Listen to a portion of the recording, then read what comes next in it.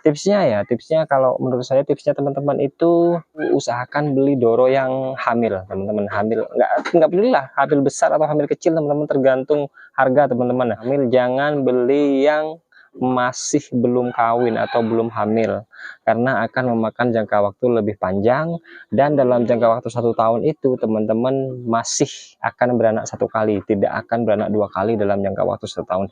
Jadi kalau teman-teman beli yang hamil di awal, ya otomatis 4 bulan atau 5 bulan lagi dia sudah langsung lahir di kandang, ya. Setelah itu anggaplah dia umur 2 minggu cempenya itu langsung dikoloni dengan pejantan, atau maksimal 1 bulan ya.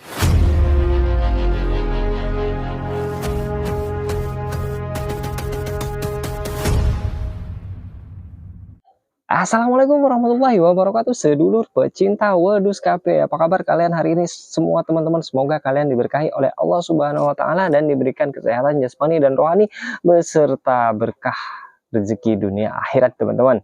Oke, teman-teman, aku akan kasih tips hari ini buat teman-teman ya, untuk yang baru mau mulai breeding ya. Untuk yang baru mau mulai breeding dan pengennya di investasi bukan di bisnis ya, teman-teman. Pengennya di investasi yang akan diambil hasilnya itu di atas 1 tahun ya. Anggapannya kita beternak selama 1 tahun itu kita investasi dulu, memperbaiki kualitas dan meningkatkan produksi, baru setelah setahun berikutnya baru kita mulai menjual barang, menjual hasil produksi kita atau cempe-cempe yang kita hasilkan dari hasil breeding kita ya, teman-teman. Tipsnya kalau menurut saya, tipsnya teman-teman itu, teman-teman kalau mau beli itu usahakan beli doro yang hamil, teman-teman. Hamil nggak belilah hamil besar atau hamil kecil, teman-teman, tergantung harga, teman-teman. Tapi kalau untuk breeding beli yang doro, teman-teman, jangan beli indukan.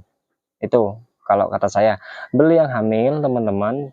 Beli yang hamil, jangan beli yang masih belum kawin atau belum hamil, karena akan memakan jangka waktu lebih panjang, dan dalam jangka waktu 1 tahun itu teman-teman masih akan beranak 1 kali, tidak akan beranak 2 kali dalam jangka waktu 1 tahun. Jadi kalau teman-teman beli yang hamil di awal, ya otomatis 4 bulan atau 5 bulan lagi dia sudah langsung lahir di kandang ya. Setelah itu anggaplah dia umur 2 minggu cempenya itu langsung dikoloni dengan pejantan, atau maksimal 1 bulan dia langsung dikoloni dengan pejantan, dia akan hamil lagi, dan 5 bulan kemudian dia akan hamil. Otomatis berarti waktu kita adalah 6 bulan atau 12 bulan, pas domba itu melahirkan 2 kali, teman-teman. Jadi kenapa saya sarankan beli doro, jangan beli indukan? Karena gini, teman-teman, kalau teman-teman itu mau breeding ini kan kita investasi atau bisnis atau investasi ya. Ya tergantung teman-teman lah mau nganggapnya gimana, tapi itu jangka panjang, teman-teman. Jangka panjang, minimal 1 tahun, itu aja, teman-teman. Minimal 1 tahun baru kita mau ambil hasil. Karena kalau teman-teman beli indukan yang hamil, indukan yang sudah indukan yang hamil, karena kan teman-teman itu tidak tahu itu sudah laktasi berapa kali kan, sudah indukan tua atau indukan sudah masa tengah produksi, itu kan teman-teman nggak tahu. Jadi lebih amannya teman-teman ambil doro.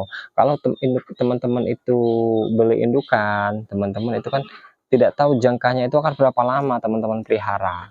Murah-murah kalau indukan sudah tua, itu pengalaman saya, biasanya dia ketika hamil berikutnya diambruk, ketika ambruk nggak bisa berdiri, kemudian mati, teman-teman, nggak bisa melahirkan. Itu kalau indukan sudah tua, teman-teman.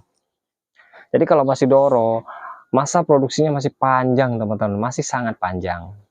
Masa produksinya masih sangat panjang, jadi teman-teman memelihara itu safety, aman, dan tidak banyak terkendala, teman-teman.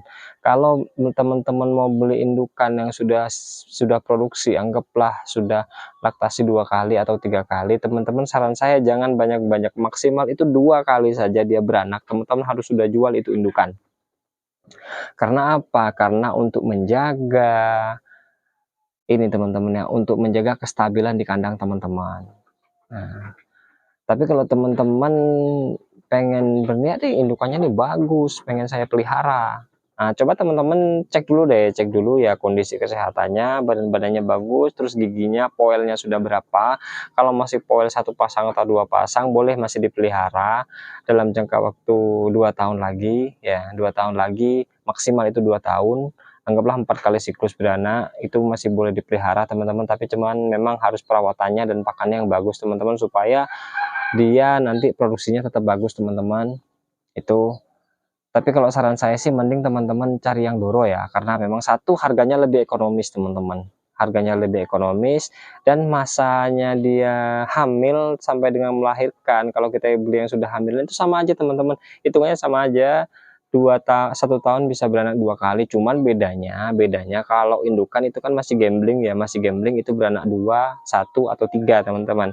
Kalau kita beli indukan yang hamil. Tapi kalau Doro ini sudah pasti beranak 1 teman-teman. 95% atau 99% lah itu beranak 1. Tapi nggak menutup kemungkinan ada juga yang beranak 2 teman-teman kalau Doro. Tapi mayoritas itu beranak 1. Itu sudah bisa teman-teman hitung.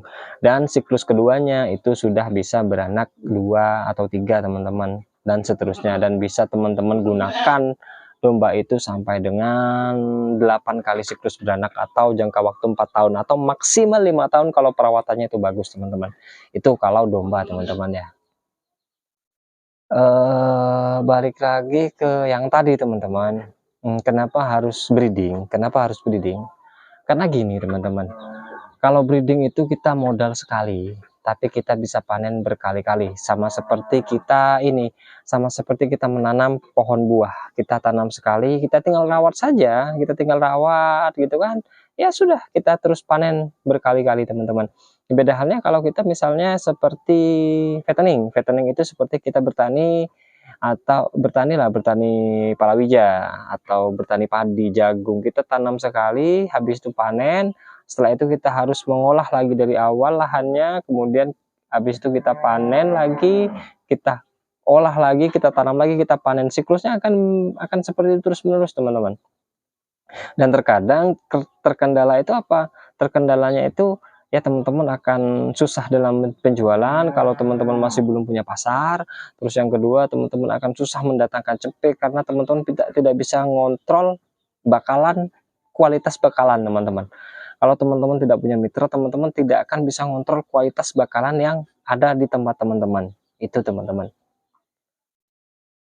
Tapi kalau seandainya teman-teman di breeding, ya teman-teman di awal itu sudah bisa sortir nih indukan-indukan yang bagus. Nah, doro-doro yang bagus nih, yang siap-siap dijadikan indukan, teman-teman sudah bisa sortir dan teman-teman pelihara dan hasilnya anaknya juga akan sesuai dengan sortiran teman-teman yang di awal. Kalau teman-teman indukannya bagus, pejantannya bagus, otomatis anaknya juga akan bagus.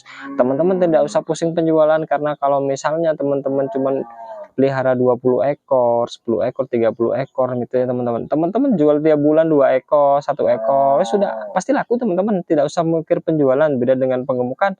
Kalau pengemukan itu kita minimal ya harus mendatangkan anggaplah 10 ekor atau 20 ekor, 30 ekor bahkan sampai 50 ekor kadang teman-teman. Bahkan yang di atas itu mau jual kemana kalau kita tidak bermitra teman-teman, mau jual di pasar.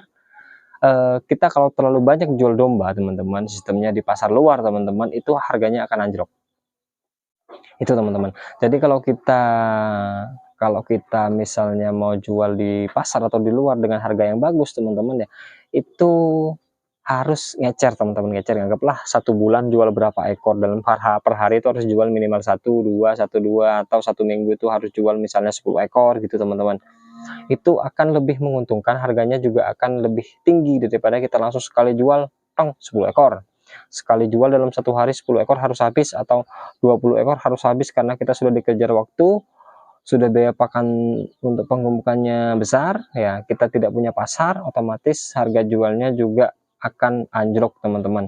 Dan kita juga kan kalau di fattening itu lihat musim ya, lihat musim. Jadi kalau musim ini kambing akan mahal, kalau musim ini akan lebih murah, kalau ini standar, kalau ini akan sangat murah. Nah itu teman-teman ya.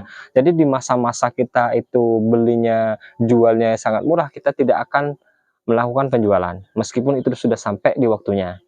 Di masa-masa ketika kambing itu mahal, kita bisa jual dengan harga mahal tapi kita tidak akan masukkan bakalan.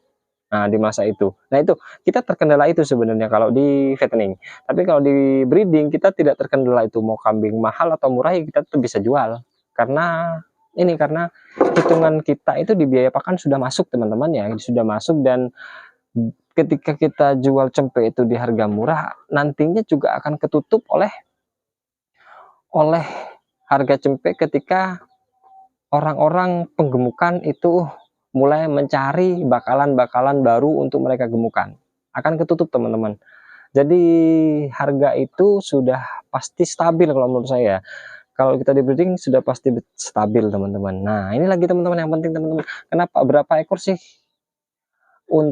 yang bisa kita lakukan, berapa ekor jumlah indukan atau jumlah indukan breeding yang bisa kita punya ya, atau bisa kita pelihara untuk ini teman-teman, untuk menstabilkan penjualan. Nah, untuk menstabilkan penjualan itu tergantung target teman-teman sendiri teman-teman, bisa 50 ekor, bisa 100 ekor, 200, bahkan sampai 400 ekor itu bisa teman-teman, untuk menstabilkan penjualan. Karena gini teman-teman, kalau sekarang itu kita anggaplah misalnya 100 ekor indukan ya, standar 100 ekor 100 ekor indukan, berarti dalam jangka waktu 1 tahun kalau kita beranak satu saja semua, berarti kita ada 200 populasi cempe teman-teman, 200 populasi cempe yang harus dijual. Kalau 200 populasi cempe dibagi dengan 10 bulan, berarti sebulan kita harus jual sekitar 20 ekor. 20 ekor kalau belasan ya, kalau 200 bagi 10 berarti kan 20 kan teman-teman, kan masih ada sisa 2 bulan, berarti kita anggaplah di bawah 20 ekor per bulan jualnya. Kalau di bawah 20 ekor per bulan, sementara 1 bulan itu ada 4 minggu teman-teman, sementara 1 bulan itu ada 4 minggu, berarti seminggu kita bisa targetkan kita jual itu sekitar 5 ekor. Nah gitu teman-teman, atau 1 hari kita bisa jual 1 ekor, atau 3 hari sekali kita bisa jual 2 ekor, itu aja teman-teman.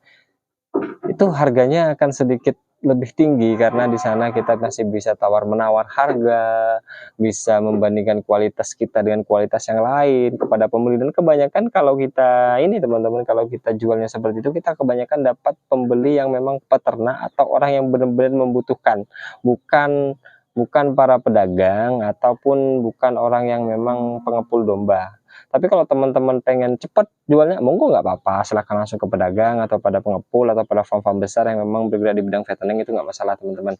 Karena kita stabil ya, kalau kita di breeding itu pasti lebih stabil menurut saya teman-teman.